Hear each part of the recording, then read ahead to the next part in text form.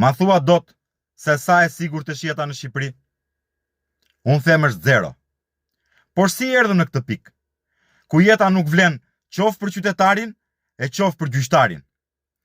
Erdhëm sepse kemi ndërtuar një shtet i cili kujdeset vetëm për të mbushur xhepat e pushtetarëve. Është kujdesur të mbush xhepat e veta për çdo gjoja investim në qytete e në rrugë. E përjedhoi, qytetarët humbasin jetën si në shtylla ashtu si rasti në Durrës, si në aksidente apo në kantiere ndërtimi dhe askush nuk mban përgjegjësi.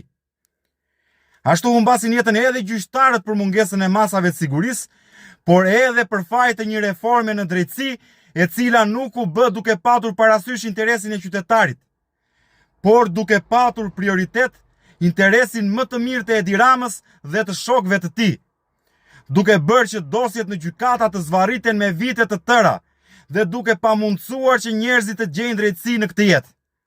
Dhe ky është problemi që kemi, sepse kemi ndërtuar një shtet i cili nuk na mbron jetën e cila është detyra parsorë e një shteti normal, por parsorë ka bërë mbushjen e xhepave të qeveritarëve.